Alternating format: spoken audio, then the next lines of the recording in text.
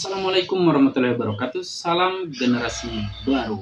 Kemarin sore gue mendapatkan informasi dari teman gue. Dia mengatakan bahwa lo kenapa nggak ngebahas soal Bjorka di YouTube lo katanya gitu. Nah karena gue mendapatkan informasi itu, otomatis gue kan jadi bertanya juga sih sama yang memberitahu gue. Gue bilang emang apa sih itu gitu kan. Terus dibuka gitu kan. Dan kok bisa ya gue ketinggalan informasi gitu ya. Karena di Indonesia ini maksud gue banyak kan informasi yang hari ini lagi viral gitu kan, dari kenaikan BBM gitu kan, terus kemudian demo juga sampai hari ini katanya masih ada masih dilakukan gitu kan oleh beberapa instansi seperti ojek online lah salah satunya yang terjadi di Medan gitu kan. Terus kemudian maksudnya bukan hari ini, entah kemarin entah kapan sih, maksud gue cuman masih berlangsung gitu adanya tuntutan-tuntutan untuk diturunkan kembali BBM. Terus kemudian juga izinnya Sambo. Jadi kita semua kan pengen tahu juga nih selesainya atau endingnya apa sih dari semua cerita itu gitu kan, atau katakanlah dari semua peristiwa yang terjadi itu gitu kan. Nah gue juga fokus ke dua hal itu. Jadi pas begitu ada informasi tentang Bjorka ini, gue sehingga nggak ngeh gitu kan. Dan kita tahu kan kalau misalnya kita pegiat sosial media, kalau misalnya kita lagi senang-senangnya nonton suatu pemberitaan, maka biasanya pas kita nggak buka sosial media kita tuh ya biasanya si pemilik si akun tersebut ya menunjukkan apa yang biasa kita tonton hari-hari ini kan, seperti itu. Kita udah tahu lah semua soal itu gitu.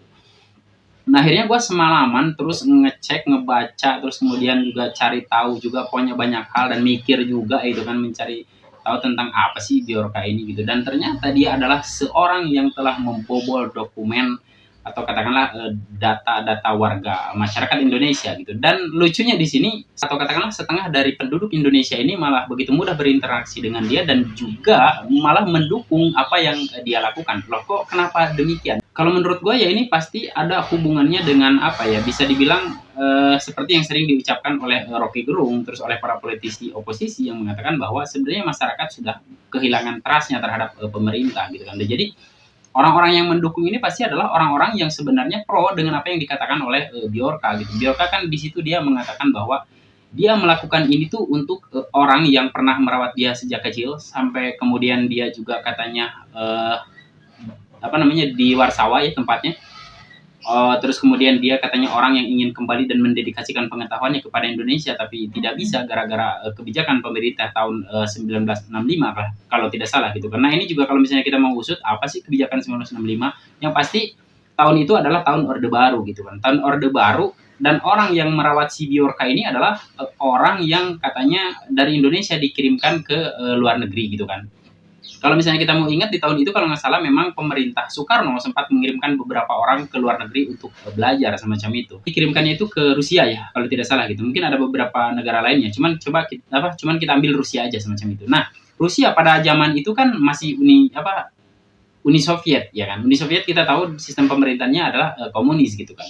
Nah ketika tahun 1965 di kita kan sudah dipimpin oleh Orde Baru gitu. Orde Baru itu kan kita tahu pada saat itu di kita isu komunis sangat mengerikan lah semacam itu gitu kan. Maksudnya yang mengerikan di sini tuh intinya lagi panas-panasnya lah, maksud gue gitu kan, isu komunis itu. Jadi mungkin kalau misalnya orang yang dari Rusia harus dibawa ke sini, maka otomatis seperti salah satu cerita, gue juga udah lupa namanya siapa itu, yang katanya sempat datang ke Indonesia dan dia mengkampanyekan tentang negara komunis semacam itu. Mungkin karena itu jadi dia ngerasa bahwa gue mungkin berbeda dengan yang lain gitu. Gue di sini ingin menyampaikan mendedikasikan diri gue untuk bangsa gitu kan, supaya bangsa ini berkemajuan di dalam bidang teknologi gitu. Tapi dia karena nggak bisa kembali akhirnya sakit hati. Nah karena sakit hati si orang tua angkatnya Bjorka lah katakan begitu, maka Bjorka akhirnya sekarang dia dendam, mungkin bisa dibilang semacam itu. Tapi dia kendati begitu dia tetap cinta terhadap Indonesia, dia katanya semacam itu gitu ya. Kemudian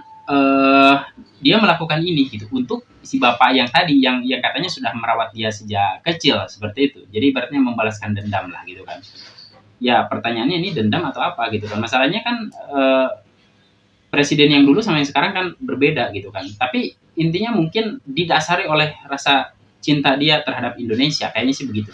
Nah, kenapa gue mengatakan bahwa dia melakukan itu atas dasar cinta terhadap Indonesia, atau mungkin bisa kita katakan atas sikap nasionalisme lah, bisa dibilang seperti itu gitu. Ya karena pernyataan dia di Twitter yang ditulis dengan bahasa Inggris, dia mengatakan jengkel gitu loh. Katakanlah dengan pemerintahan Indonesia yang mungkin ya tidak maju-maju gitu kan. Yang ada malah mungkin rakyatnya semakin ditindas. Itu pendapat dia mungkin begitu. Makanya dia bilang dia jengkel karena kenapa Indonesia susah maju, terus kemudian juga rakyatnya semakin tertindas gitu ya, karena menurut dia Indonesia ini terus-terusan dipimpin oleh orang-orang yang tidak berkompeten. Jadi berarti dia mengharapkan bahwa Indonesia ini dipimpin oleh orang yang sangat hebat gitu kan. Dan orang yang sangat hebat ini ya tentu menjadi seorang kepala negara contohnya misalnya. Dia harus benar-benar memiliki pengetahuan yang kompleks semacam itu gitu kan.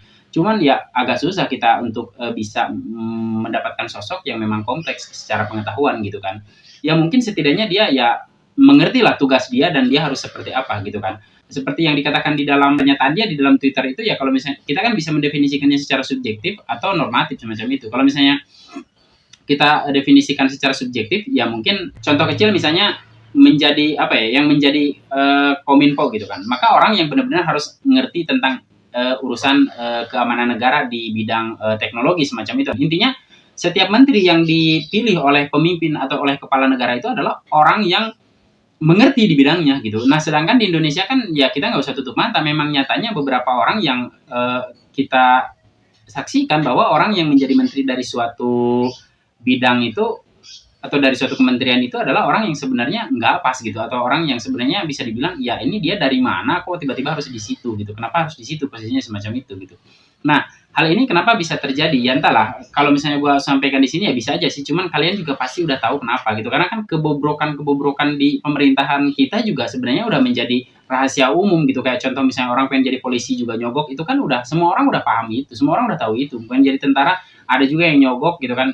Katakanlah nyogok gitu kan. Ya mungkin nggak semua gitu kan. Itu juga menjadi rahasia umum. Pemilihan PNS juga begitu kan. Udah jadi rahasia umum gitu. Jadi ya mungkin hal-hal ini juga menjadi salah satu akar kerusakan itu sendiri gitu kan. Kalau seandainya mungkin pemimpinnya tegas ya nggak akan seperti itu gitu. Tapi apakah pemimpinnya tidak tegas? Ya mungkin saja pemimpinnya sudah tegas gitu kan. Tapi ya faktanya ya kalau memang ya ginilah, kita nggak usah pungkiri bahwa sebijak-bijaknya orang, tapi kalau udah mendapatkan keuntungan biasanya cenderung dia tergiur gitu kan. Makanya pengetahuan itu juga harus benar-benar disertai dengan kekuatan iman sebenarnya menjadi orang itu ya. Nggak bisa cuma sebatas pintar doang gitu, tapi kalau misalnya nggak disertai dengan prinsip dan kekuatan iman yang baik ya tetap aja akhirnya dia juga tergiur juga gitu. Sama kayak orang jual rumah ngotot pengen 1 miliar, kalau misalnya duit 900 juta udah di depan mata, biasanya ya udah daripada lama-lama lah udah sikat aja gitu kan. Kurang lebih begitulah ya gitu yang terjadi di negeri kita ini gitu kan. Terus kemudian tadi kenapa sih kok dia ngebahas tentang tahun 1965 gitu kan. Ya itu tadi gitu kan. Mungkin bisa kita bahas juga, bisa kita koreksi juga nih ada apa sih di tahun itu gitu kan. Dan kenapa kok si Bjorka ini gitu kan sampai dia rela melakukan ini semua gitu kan. Padahal ini kan berbahaya gitu kan. Dan juga sebagai masyarakat kita mesti gimana nih dengan data-data kita yang bocor gitu ya. Mungkin sebagian dari kita ada yang bertanya kemana nih perlindungan negara gitu kan. Dulu kita suruh melaporkan data-data kita itu dijamin keamanan oleh dia, malah sekarang setelah kebobolan kita suruh jaga dokumen kita masing-masing gitu kan. Gimana cara jaganya? Sedangkan di Indonesia kita tahu lah nggak semua orang mengerti tentang teknologi kan semacam itu. Terus menjaga itu seperti apa? Bahkan juga di Indonesia nggak begitu banyak orang tahu resiko atau akibat dari kebocoran dokumen gitu. Kayak misalnya kita punya KK, kayak kita punya KTP, kalau misalnya bocor ke publik, ya apalagi di zaman sekarang kita ya ini kejadian nyata bahwa hacker itu kan ya mereka ada yang baik, mungkin ada yang jahat. Mungkin kalau misalnya gue pribadi ditanya kalau Bjorka di posisi yang mana, tergantung posisi gue di mana gitu. Kalau misalnya posisi gue adalah adalah dengan keadaan ini misalnya orang yang diuntungkan, gue akan bilang Bjorka ini kurang ajar gitu. Kenapa? Ya karena kebusukan gue ini selama ini akan terbongkar nih kalau kayak gini gitu. Tapi kalau misalnya gue nggak ada di pihak yang diuntungkan atau yang biasa-biasa aja, ya mungkin gue akan menilainya ya gue setuju dengan sikapnya dia gitu kan. Nah makanya itu kalau misalnya bicara dari posisi mana gitu, lo dari posisi yang setuju atau yang tidak setuju, lo dari posisi jangan-jangan lo bagian orang yang menjadi bagian dari orang yang berinteraksi dan menyetujui sikapnya Bjorka. Enggak, gue sih enggak jadi bagian daripada itu. Cuman kalau ditanya posisi gue di mana, ya lu harus tahu gitu sekarang hidup gue kayak gimana gitu di era kepemimpinan sekarang gitu kan. Apakah gue misalnya merasa lebih baik dan merasa diuntungkan atau tidak? Kenapa begitu? Ya sekarang kita lihat gitu bentroknya warga negara Indonesia antara A dengan B ini, ya ternyata yang pro ya karena dia mungkin mendapatkan keuntungan gitu. Yang tidak pro ya karena dia mungkin selalu kesulitan dan selalu mendapatkan kesulitan gitu di dalam segala urusannya gitu kan.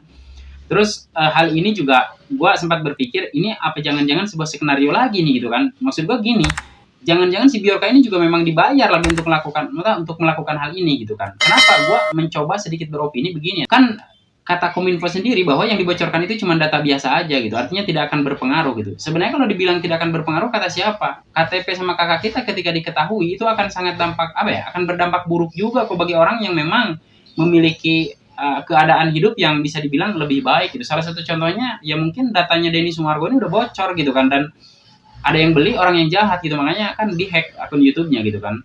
Terus kemudian apa namanya ya? Katanya nggak membahayakan gitu, jadi tenang aja gitu. Kalau dibilang nggak membahayakan, tapi kenapa Kominfo sendiri juga katakanlah menurunkan pasukannya gitu untuk bisa apa namanya ya, menangkap si Bjorka gitu kan, atau katakanlah untuk bisa membawa Bjorka ke jalur hukum gitu kan, karena ini pelanggaran ITE ya di negara kita gitu kan. Dan undang-undang ITE ini juga kan banyak orang yang mengatakan ini undang-undang karet gitu, artinya orang tuh kalau misalnya mengatakan bahwa itu adalah undang-undang karet, karena apapun bisa dipersoalkan dengan undang-undang itu gitu kan, selama itu ya nampak di media sosial semacam itu gitu, makanya dibilang undang-undang karet gitu. Nah, siapa namanya si Kominfo dia mengatakan ya ini cuma data biasa aja, jadi nggak akan berpengaruh gitu. Kata siapa nggak akan berpengaruh gitu kan, cuman dari data KTP aja namanya juga cyber gitu kan, bukan orang bego di bidang itu, tentu saja orang hebat di bidang itu gitu kan. Jadi dia bisa aja hanya dengan mengetahui nomor identitas KTP kita, dia bisa melakukan banyak hal gitu. Bisa aja nanti kalau kita ibaratnya punya salah satu aplikasi kayak apa kayak gitu, aplikasi yang sekarang yang bisa kita gunakan untuk bertransaksi, itu mana tahu juga kayak misalnya salah satu contohnya artis Maya yang kemarin akun ojolnya dibajak itu kan, dia habis juga tuh uangnya kan, semacam itu gitu. Terus juga di Indonesia juga kan kita ibaratnya kayak kita suka belanja online gitu kan, itu kan di e-commerce itu nomor kita itu kan semua di situ kan ada gitu, dan kalau misalnya dibajak sama dia selesai sudah, kita akan semacam itu gitu. Ini mereka yang belanja, kita yang bayar tuh, terus digunakan untuk pinjaman online ya kan, pinjol. Nah bisa tuh gitu kan, dan gue pernah ngalamin, tapi gue sih nggak digunakan nomor KTP apa nomor telepon ya ini kan, di situ juga si Bjorka ini 1,3 miliar nomor registrasi kartu SIM kan seperti itu. Nah punya gue juga kartu SIM pernah tuh, jadi nomor telepon gue ini nggak tahu gimana ceritanya tuh orang ngedaftarin nomor gue sebagai nomor teman dekatnya dia gitu, dan dia melakukan pinjaman online gitu. Nah gue berkali-kali telepon, ini kan buang-buang waktu gue, dan dia benar-benar sangat mengganggu gue gitu, sampai gue marah-marahin juga tuh si pihak pinjolnya gitu kan. Dan juga orang yang mengaku sebagai teman gue juga gue telepon juga, gue marah-marahin juga, ya sekedarnya aja sih gue marah-marahin gitu, karena gue ngerasa nomor gue kan masih belum ini banget gitu, karena lagi pula gue masih belum punya apa-apa yang mungkin kalaupun mereka meretas akun gue ya udahlah gitu mungkin saat ini gitu, tapi kedepannya ya gue pasti akan sangat ngeri gitu, kayak misalnya youtuber terkenal atau misalnya para tokoh nasional gitu, pasti mereka sangat ketakutan gitu. Tapi kalau misalnya kita bicara ketakutan dibobol dokumen dari seseorang itu, ya mungkin ya ada hal yang tidak beres sebenarnya itu. Kalau misalnya semuanya beres, ya ngapain mesti takut gitu, mau dibongkar ke publik tentang kita juga ngapain gitu kan. Gua udah misalnya gini, misalnya gue jadi menteri nih, maksud gue udah bilang gitu kan, segala aturan yang ada di negeri ini udah gue jalankan dengan taat gitu kan. Kalau misalnya kayak contoh kemarin kan Pak Luhut katanya juga belum di booster gitu kan, dan dia yang ngasih alasan, setiap orang kalau misalnya sesuatu ketahuan ngasih alasan kan bisa aja. Masalahnya adalah lu dipercaya nggak rakyat dengan omongan itu gitu kan. Kalaupun memang percaya, ya rakyat juga tetap bisa ngebantah juga gitu ya. Masalahnya apa, intinya adalah bahwa lu akan mulai kehilangan kepercayaan dari masyarakat semacam itu gitu kan. Nah mungkin kalau misalnya ada kebohongan-kebohongan yang disembunyikan oleh para pejabat yang hari ini lagi panik banget katanya gitu ya, ya mungkin banyak banget kebohongan-kebohongan yang telah mereka lakukan gitu, sehingga mereka begitu ketar-ketir semacam itu gitu kan. Jadi ya sesuatu yang sudah menyangkut pemerintah atau katakanlah para pejabat negara, ya begitulah mereka begitu paniknya gitu. Beda lagi kalau misalnya menyangkut rakyat ya kan, kita sering dapat apa ya, bisa dibilang mungkin ya ucapan-ucapan dari mereka ketika permasalahan itu melilit keadaan masyarakat gitu ya. Mereka salah satu contoh yang dikatakan oleh Sandiaga Uno gitu ya, salah satu menteri kita itu, dia mengatakan ya dengan kenaikannya BBM ini ya saya percaya gitu bahwa masyarakat ya pada ngerti bagaimana mereka mengelola keuangannya gitu kan. Kok sesederhana itu gitu kan, bukan pertanyaan yang blunder, bukan apa ya, bukan pernyataan yang blunder semacam itu yang kita butuhkan gitu kan, tapi ya pembelaan sebenarnya dari mereka itu gitu kan, atau suatu upaya, kalau enggak ya minimal kalau misalnya BBM naik ya lapangan pekerjaan menjadi bertambah banyak dan mudah gitu ya, upahnya juga tentu harus dinaikin, jangan upahnya stuck segitu-gitu aja gitu kan. Kalau misalnya upah harus dinaikin, ya tentu saja harus seimbang juga dong gitu kan, dengan si pengusahanya juga harus dapat keuntungan semacam itu. Kalau misalnya upah ditekan harus dinaikin, terus si pengusaha jadi nggak dapat keuntungan, ya pengusaha juga sama aja, dia juga orang pintar, dia akan milih gulung tikar pindah negara gitu, tambah rusak lagi nih bangsa gitu, tambah banyak lagi penganggurannya. Nah solusi-solusi semacam itulah yang dibutuhkan oleh kita kan sebenarnya, bukan ucapan-ucapan kayak gitu kan. Terus kita harus mengelola keuangan. Dari mana duitnya? Kan masalahnya kan negeri kita ini katanya kan negeri yang tidak punya uang. Ya gitulah gitu kan, nggak punya uang katanya gitu. Jadi ya intinya begitulah teman-teman gitu kan. Kalau misalnya ada hal yang bisa dibilang ini mengancam masyarakat, cenderung ya kayaknya sih santuy mereka. Tapi kalau misalnya ini hal atau kalau misalnya ada hal yang menyangkut ya kebocoran data mereka yang akan berdampak kepada ketahuan lah mereka nanti lah gitu, mungkin dampaknya oleh masyarakat bahwa mereka itu adalah orang yang benar-benar baik, orang-orang yang benar-benar berjuang untuk bangsa, ya mereka nggak akan ketar-ketir gitu. Maksud gua adalah orang yang menyembunyikan banyak hal untuk para masyarakat bangsa, maksud gua begitu ya kan, ya tentu saja mereka akan ketar-ketir gitu, ketakutan gitu. Wah ini kalau ya contohnya kan Pak Luhut itu ketahuan akhirnya kan oleh seluruh masyarakat Indonesia gitu kan, bahwa dia belum di booster gitu lah ya kurang lebih gitu kan. Tapi ya masyarakat Indonesia, gue minta sih hari ini lu nggak usah fokus-fokus amat, data lu ini kayaknya aman sih sama si Bjorka. Ini kalau kita melihat dari pernyataan-pernyataan dia di Twitter itu kayaknya aman data-data masyarakat Indonesia ini. Artinya masyarakat Indonesia yang ya nggak ada apa ya, yang nggak ngerugiin bangsa lah boleh dibilang gitu ya. Mungkin kalau ngerugiin juga ya tidak secara langsung dan itu juga nggak berdampak cukup parah gitu hari-hari ini ya, kecuali dampak besarnya ke masa depan ya itu lain lagi ceritanya, dan tidak harus melakukan sesuatu menurut gua Bjorka. Cukup dia memberikan suntikan-suntikan moral dan semangat aja sih gitu kan. Makanya itu gua berpikir bahwa kebocoran data ini masyarakat Indonesia kayaknya biasa aja lah, tenang aja gitu. Tapi kalau misalnya jajaran orang yang pernah terlibat persekongkolan dengan kebusukan atau dengan orang-orang yang menjadi penyebab kebobrokan suatu bangsa ini, ya pasti ya mereka akan sangat ketar-ketir. Tapi bagi kalian yang bersih, yang tidak ada masalah apa-apa, ya tenang aja. Gue yakin kok Bjorka nggak akan ngebocorin soal itu kayaknya sih. Itu yang ingin dia bocorkan itu ya mungkin dia ingin mempublikasikan betapa bobroknya pertahanan cyber kita lah, bisa dibilang gitu. Terus juga kemungkinan dia juga ingin mengungkapkan suatu kebenaran, salah satunya kemarin ketika masyarakat ditekan untuk booster, tapi ya yang memerintahkannya malah belum booster, ya mungkin salah satunya itu juga gitu. Jadi hanya mereka yang berbohong yang pasti panik ketika ada sesuatu yang bisa membongkar kebohongannya. Ya bagi mereka yang jujur ya untuk apa panik gitu ketika ada sesuatu yang ingin membongkar kebenaran dirinya gitu kan. Jadi begitu teman-teman gitu kan. Kalau misalnya lu panik, lu pertanyakan tuh ada apa lu dengan diri lu selama ini kan begitu. Terus dipertegas juga oleh Kominfo, dia mengatakan ya ini kebocoran data biasa gitu. Tapi ya gue minta ya tetap pejabat negeri yang bertanggung jawab di bidang ini ya jangan santuy-santuy aja dan jangan sombong bahwa pertahanan cyber kita udah cukup baik. Ya buktinya kebobolan gitu. Kalau misalnya pertahanan kita terus berkembang dan menjadi lebih baik, masalahnya adalah cyber juga teknologinya berkembang dan semakin pintar semakin baik. Jadi artinya kalau misalnya 50-50 atau 50-50, ya berarti kemungkinan kita akan dibobol lagi atau kemungkinan ya kita tidak akan dibobol gitu kan. Jadi ada dua kemungkinan itu. Nah, kita harus bisa memastikan bahwa kita tidak akan bisa dibobol gitu kan.